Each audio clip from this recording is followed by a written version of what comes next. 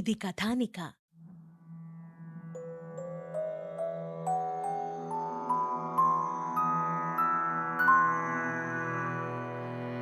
శ్రీ పదార్చన. ఆషాఢ శుద్ధ దశమి. వాతావరణమంతా ప్రణయ సుందరంగా ఉంది. ఎక్కడ చూచినా గుత్తులు గుత్తులుగా విరబూసిన పూలే, నెమళ్ల క్రేంకారాలే, ముసురుకు వస్తున్న నల్లని మబ్బులే. ఉన్నట్టుండి 4 చినుకులు ముత్యపు జల్లుల్లా రాల్చి ఆషాఢమేఘం 7 కొండల మీదకి ఏదో ప్రణయ సందేశాన్ని తీసుకుపోతున్నటువంటి పత్రికలా విహాయాస విహారం సాగిస్తోంది. సిద్ధవటం మండలంలోని తాళ్లపాక అగ్రహారం నుండి నేరుగా శ్రీపర్వతానికి ఒక కాలిబాట ఉంది. ధనవంతులు, వృద్ధులు ఒంటెద్దు బండుల్లోనూ, చంద్రగిరి ఎడ్లను పూంచినటువంటి కచ్చడములలోనూ ప్రయాణం సాగిస్తూ ఉంటారు.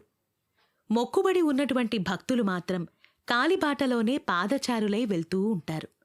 నారాయణసూరి, లక్కమాంబ నడిచి కొండ ఎక్కుతామని మొక్కుకున్నారు. అందుకని ఇరువురూ పాదచారులై తాళ్లపాక నుండి శ్రీపర్వతానికి సాగిపోతూ ఉన్నారు. తాళ్లపాక గ్రామం పొత్తప్పినాడులోని సిద్ధవటం మండలంలో ఉంది. ఈ ప్రాంతంపై తమిళ భాష ప్రభావం విశేషంగానే ఉండడంతో ఇక్కడి శ్రీపర్వతాన్ని తిరుమలై అని స్థానికులు పిలుస్తూ ఉంటారు. నారాయణసూరి నెత్తిమీద ఒక మూట ఉంది. కాళ్లకు చెప్పులు కూడా లేవు. లక్కమాంబ సంపన్న కుటుంబంలోనే జన్మించింది.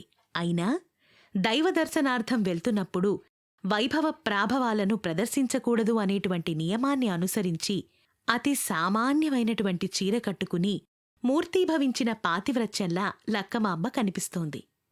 నిండుగా విరిసిన గుమ్మడి పువ్వులా ఉంది లక్కమాంబ. ఆదిత్యమూర్తిలాగా నారాయణసూరి నడుస్తూ ఉన్నారు. ఆయన వెంట గాయత్రీ మంత్రాధిష్ఠాన దేవత సావిత్రివలే లక్కమాంబ సాగిపోతూ ఉంది. తాళ్లపాక దాటి రాజంపేట గ్రామానికి వచ్చేసరికే వారికొక భక్త బృందం తారసిల్లింది.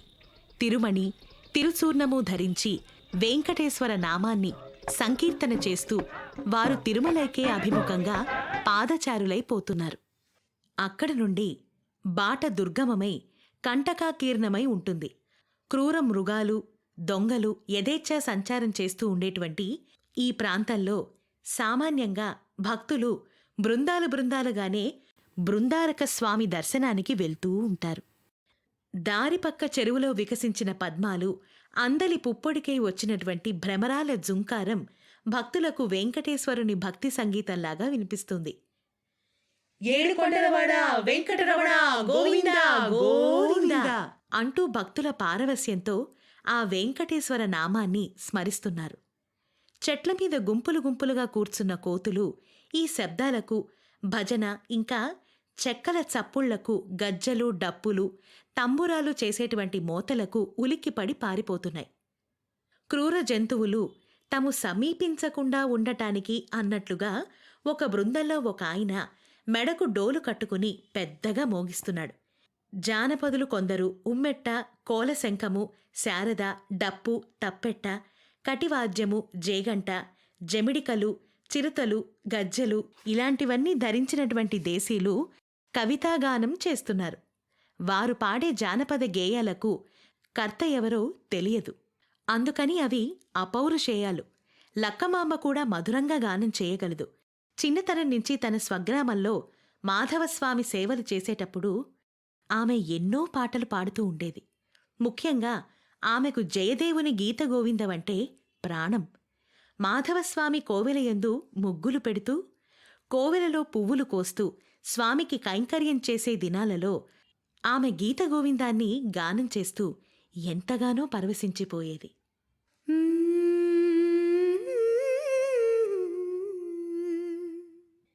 సావిరహే తవ దీనా రాధా, సావిరహే తవ దీనా రాధా, సావిరహే తవ దీనా రాధా. ఇలాంటి కృతులు పాడేటప్పుడు తామే బాహ్యస్పృహను కోల్పోయేది కూడా. ఈనాడు ఈ భక్తుల ఆవేళాన్ని చూసేసరికి లక్కమాంబకు మళ్లీ గీతగోవిందం స్మృతిలోకి వచ్చింది. తనకు తెలియకుండానే పెదవులు కదులుతున్నాయి. ఆ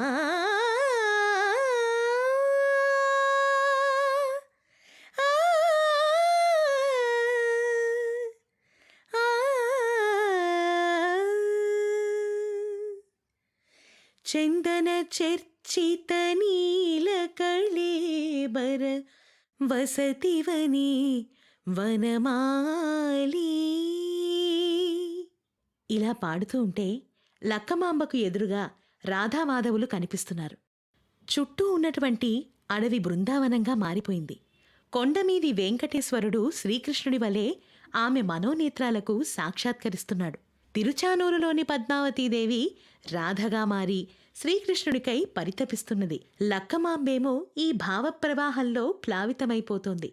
ఆమెకు దేశం, కాలం, తన ఉనికి తెలియడం లేదు.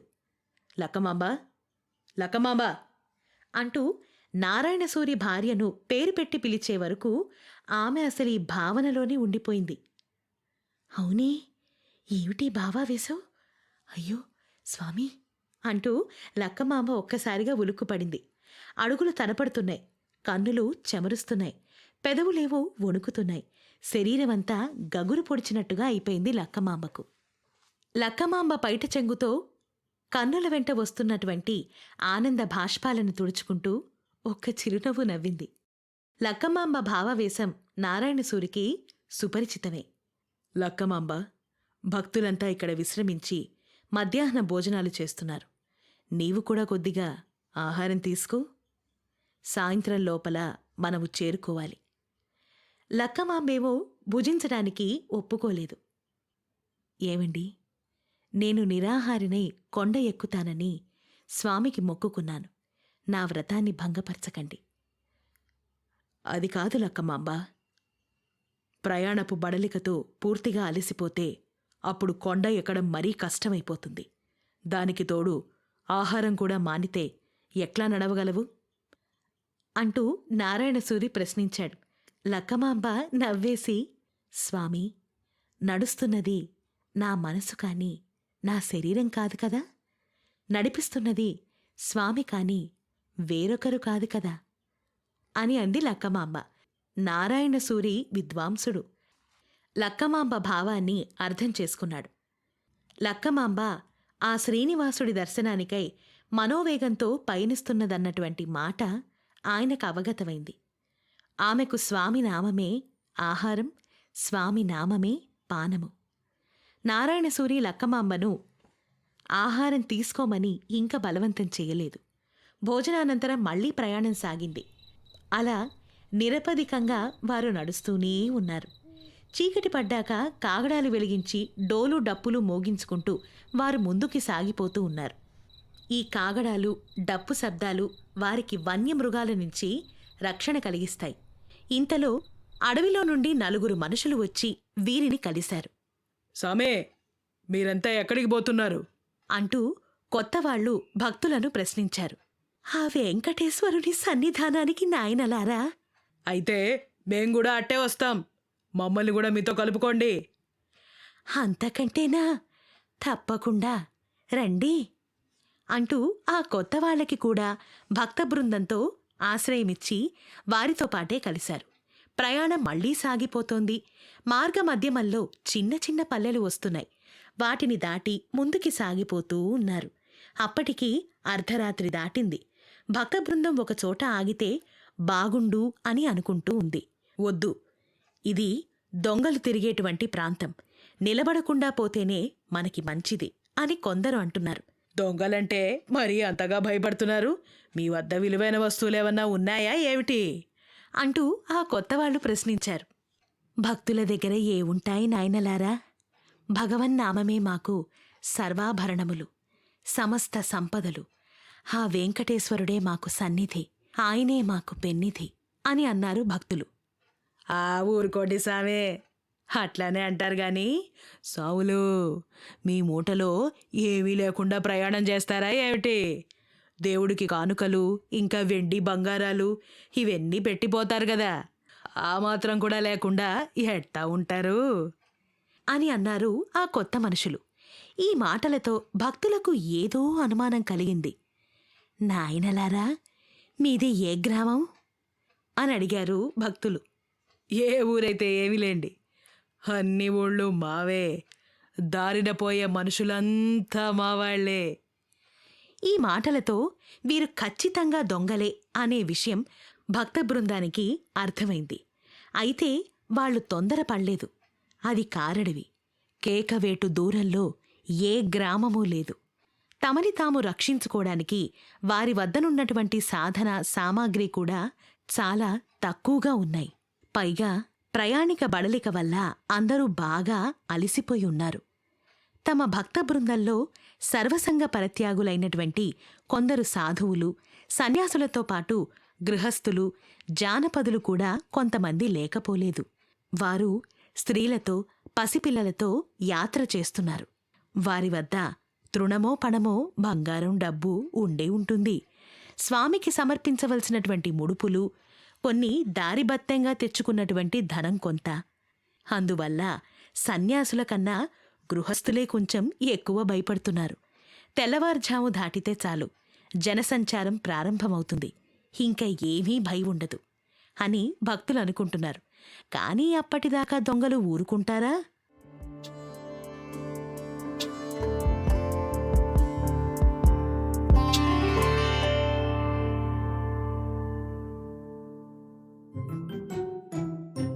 ఇది కథానిక.